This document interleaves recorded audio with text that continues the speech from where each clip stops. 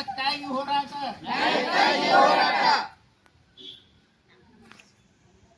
ಕರ್ನಾಟಕ ರಾಜ್ಯ ಪೌರ ಸೇವಾ ನೌಕರರ ಸಂಘಕ್ಕೆ ಕರ್ನಾಟಕ ರಾಜ್ಯ ಪೌರ ಸೇವಾ ನೌಕರರ ಸಂಘಕ್ಕೆ ಬೇಕೇ ಬೇಕು ಬೇಕೇ ಬೇಕು ಯಾತಕ್ಕಾಗಿ ಹೋರಾಟ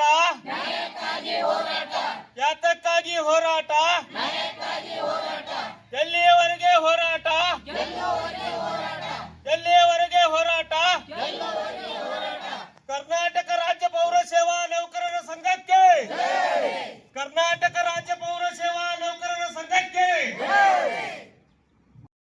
ಅನಿರ್ದಿಷ್ಟ ಕಾಲವಾಗಿ ಹಮ್ಮಿಕೊಂಡಂತ ಒಂದು ಮುಷ್ಕರದ ಕುರಿತು ಹೇಳುವುದಾದರೆ ನಾವು ಈಗಾಗಲೇ ಮಾನ್ಯ ರಾಜ್ಯ ಸರ್ಕಾರಕ್ಕೆ ಹಕ್ಕೊತ್ತಾಯನ್ನು ಮಂಡಿಸಿದಂತೆ 45 ದಿನಗಳ ಕಾಲ ಕಪ್ಪು ಬಟ್ಟೆಯನ್ನು ಧರಿಸಿ ನಮ್ಮ ಮುಷ್ಕರದ ಕುರಿತು ಮುನ್ಸೂಚನೆಯನ್ನು ರಾಜ್ಯ ಸರ್ಕಾರಕ್ಕೆ ನೀಡಲಾಗಿತ್ತು. ಅದರಂತೆ ನಮ್ಮ ಕೇವಲ ಕನಿಷ್ಠ 3 ಬೇಡಿಕೆಗಳನ್ನು ಕೂಡ ಈಡೇರಿಸದೆ ರಾಜ್ಯ ಸರ್ಕಾರ ಒಂದು ಮಲ್ತಾಯಿ ಧೋರಣೆಯನ್ನು ತೋರುತ್ತಿದ್ದು, ಈಗಾಗಲೇ ನಾವು ಈ ಒಂದು ಮುಷ್ಕರ ಕುರಿತು ಎಲ್ಲ ರಾಜ್ಯ ಮಟ್ಟದಿಂದ ಹಿಡಿದು ಎಲ್ಲ ತಾಲೂಕು ಮಟ್ಟ ಹಾಗೂ ಸ್ಥಳೀಯ ಮಟ್ಟದವರೆಗೂ ಎಲ್ಲರಿಗೂ ಕೂಡ ಒಂದು ಸೂಚನೆಯನ್ನು ನೀಡಿ ಕೊನೆಯದಾಗಿ ಈ ಒಂದು 5 ದಿನಗಳ ಅವಧಿಗೆ ಒಂದು ನ್ಯಾಯಸಮ್ಮತ ಬೇಡಿಕೆಗಳನ್ನು ಒಂದು ಮುಷ್ಕರದ ಮೂಲಕ ಹಕ್ಕೊತ್ತಾಯನ್ನು ಮಂಡಿಸಿದ್ದು ಇರುತ್ತದೆ.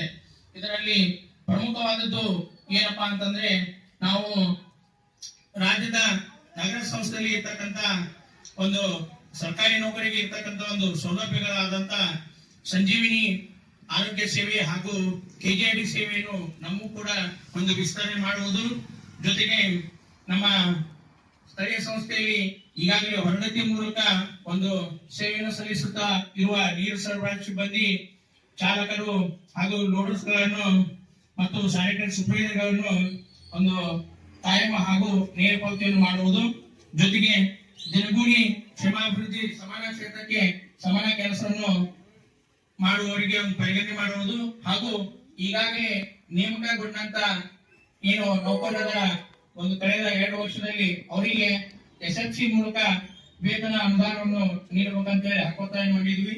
ಈ ಕನಿಷ್ಠ ಬೇಡಿಕೆಗಳನ್ನ ಸರ್ಕಾರ ಕೂಡಲೇ ಪರಿಗಣಿಸಿ ನಮ್ಮ ಒಂದು ಬೇಡಿಕೆಗಳಿಗೆ ಸಮ್ಮತಿಸುತ್ತಾ ಒಂದು ನಾವೆಲ್ಲರೂ ನಿರ್ಧರಿಸುತ್ತ ಕೂಡಲೇ ನೀಡಿ ನಮ್ಮ ಬೇಡಿಕೆಗಳನ್ನು ಈಡೇರಿಸಿ ಸಾರ್ವಜನಿಕ ಸೇವೆಗೆ ನಮ್ಮನ್ನು ಮುಕ್ತಗೊಳಿಸಬೇಕಂತೇಳಿ ಈ ತಮ್ಮೆಲ್ಲರ ಮೂಲಕ ನಾನು ಕೋರ್ಕೊಳ್ತೇನೆ.